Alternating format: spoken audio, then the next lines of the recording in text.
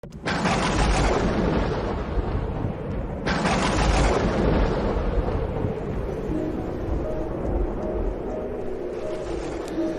Seigneur soit avec vous. Et avec votre esprit. Évangile de Jésus-Christ selon saint Matthieu. Gloire à toi, Seigneur.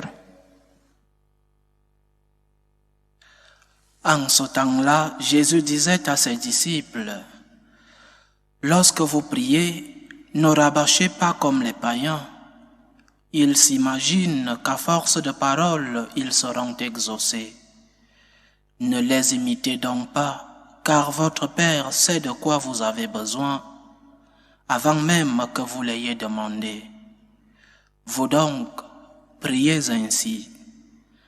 Notre Père qui es aux cieux, que ton nom soit sanctifié, que ton règne vienne, que ta volonté soit faite sur la terre comme au ciel.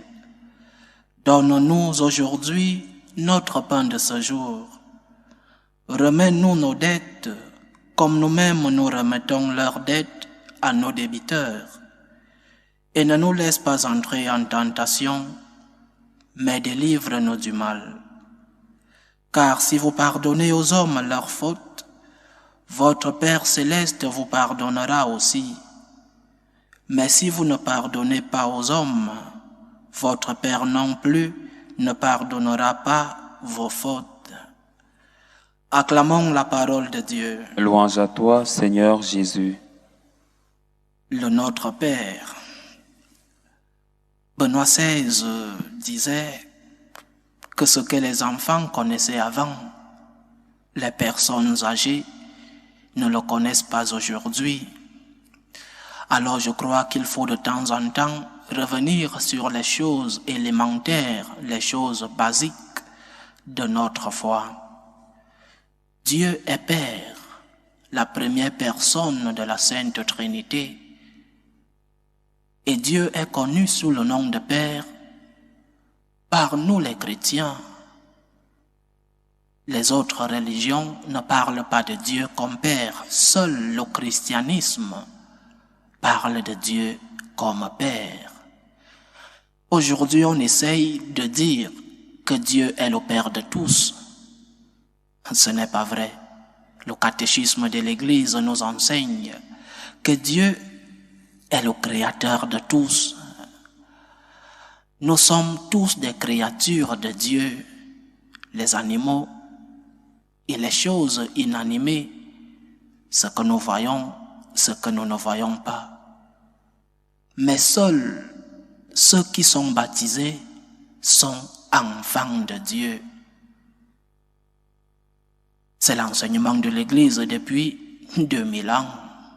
Et aujourd'hui, cet enseignement est en train d'être corrompu par des idéologies qui prônent, je sais pas quoi, je sais pas pourquoi, aujourd'hui, il faut dire que Dieu est le Père de tous.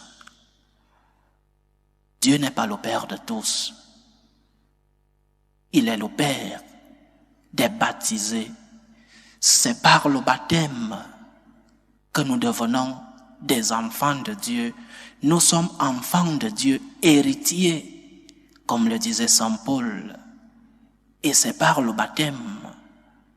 Le baptême est le moyen qui nous fait enfants de Dieu. Cela ne veut pas dire que nous sommes meilleurs que ceux qui ne sont pas baptisés. Loin de là, Dieu seul sait, Dieu seul juge. Mais il faut le dire, ce n'est que le baptême qui nous fait enfants de Dieu. Et on peut avoir un fils, un mauvais fils, un très mauvais fils. Alors qu'on l'aime, on continue de l'aimer, même s'il est mauvais. La filiation divine ne nous vient que par le baptême. Et c'est un immense honneur d'être enfant de Dieu.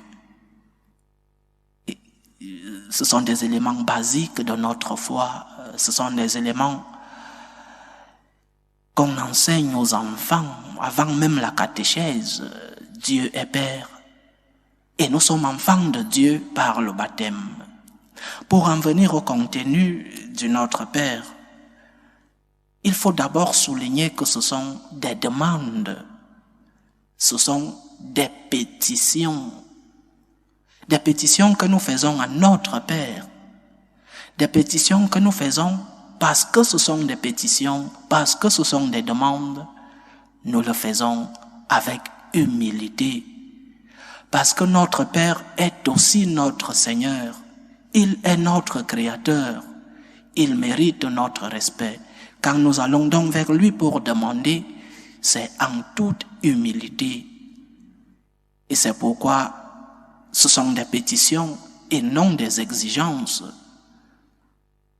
Même le pain de ce jour qui est si important, ce n'est pas une exigence que nous faisons à Dieu, c'est une demande, c'est une pétition. Même, je répète, le pain de ce jour, qui est nécessaire pour notre survie. Je pense par exemple à ceux qui n'ont pas de travail, combien ils souffrent, surtout quand ils sont responsables de famille.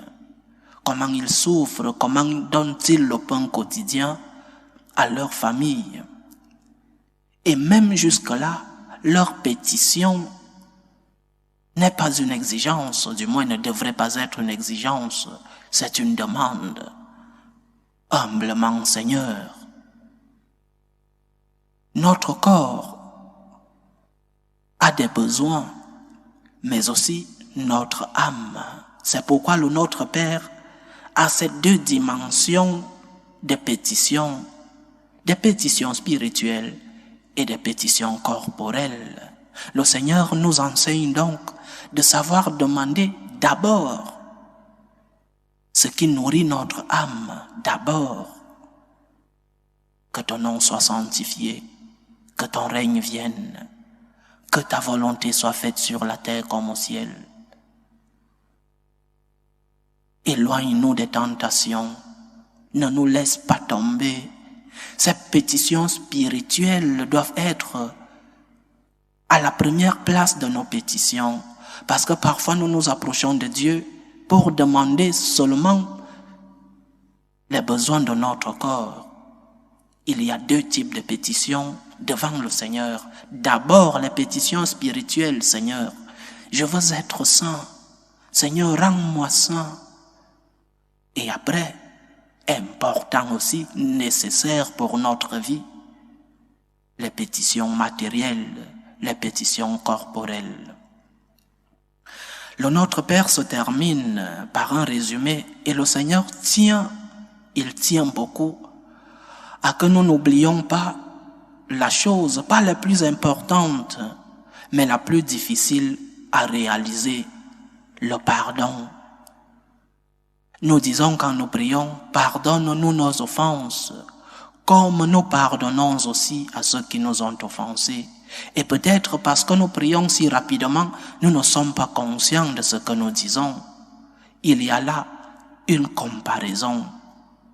Pardonne-moi comme je pardonne. Si je ne pardonne pas, ne me pardonne pas. Parce que je suis conscient que j'ai besoin de pardon, alors je pardonne. Alors, chers frères et sœurs, notre Père, que j'ai l'honneur immérité d'appeler Père, Père, aide-moi à être saint. Donne-moi mon pain quotidien sous toutes les formes. Pour ceux qui cherchent un emploi, donne-moi mon pain quotidien, Seigneur, comment je nourris ma famille. Donne-moi mon pain quotidien, mais aussi aide-moi à pardonner mes ennemis. Que le Seigneur nous aide, qu'il nous enseigne par sa grâce à savoir prier, qu'il nous enseigne à mettre de l'ordre dans nos prières, d'abord les pétitions spirituelles et après les pétitions corporelles. Loué soit Jésus-Christ. À jamais.